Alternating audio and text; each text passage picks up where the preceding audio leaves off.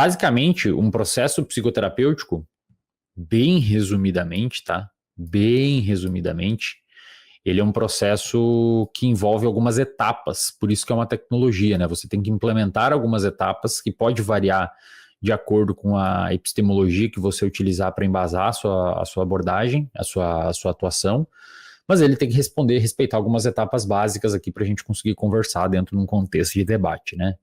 Primeiro ponto, toda psicoterapia, como uma boa ferramenta, ela tem uma estrutura, né? E essa estrutura é mais ou menos parecida em todas elas. Por exemplo, é normal nas psicoterapias você ter uma entrevista clínica, você tem que fazer uma entrevista, né? Tem que fazer uma anamnese, perguntar uma série de questões para o paciente, fazer um exame do estado mental, né, ver como é que o paciente está, se ele está meio zonzo, se ele está se vestindo bem, se ele está com uma cara de cansado, se fisicamente ele está ok, se ele não tem um pensamento arborizado, um pensamento que foge às ideias, ruminação, um pensamento descarrilhado e etc.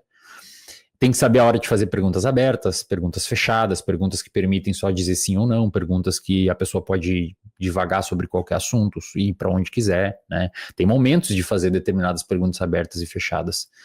Você tem que levantar a história clínica da pessoa, ter uma noção da história clínica, se ele usa algum psicotrópico, algum medicamento, você sabe para que aquele medicamento é, e aí você vai começando a gerar um desenho de uma hipótese diagnóstica, né? Nessa entrevista clínica você já levanta as red flags, o cara usa droga, tem ideação suicida, se teve ideação, já tentou, se tentou, como foi, enfim, faz uma série de levantamentos de red flags. Se existirem essas red flags, tem que atacar elas primeiro, porque são perigosas à vida do sujeito ou à vida de outras pessoas, né? Você tem o vínculo terapêutico, que é uma coisa complexa de conseguir formar, apesar de parecer simples, não é tão simples. O vínculo terapêutico é bem complexo, porque o paciente já chega em você com uma série de ideias e expectativas que você tem que saber a hora correta de falar ou um pouco mais duro ou de ser conivente com o pensamento do paciente e como que corrige o vínculo se ele for quebrado, se ele deixa de confiar em você. Se o vínculo terapêutico for quebrado, todo o resto vai para água abaixo, né? Porque o paciente não vai fazer as coisas que vocês estão combinando ali. Então, como que corrige esse vínculo, né? Quando há alguma ruptura. Você tem que saber validar. Se o paciente traz algum problema difícil para ele, que ele tem vergonha de falar daquele problema, você tem que saber validar, fazer validação. Não, tudo bem, aqui é o momento para você falar isso, é super normal que você sente isso nesse momento. Então, fazer essa validação e, ao mesmo tempo, ter uma escuta ativa, você tem que saber formular hipóteses diagnósticas. Se você não tem um diagnóstico, você meio que não sabe para onde ir, né? Ou se você faz o diagnóstico errado, você está com o GPS do tratamento também errado, né?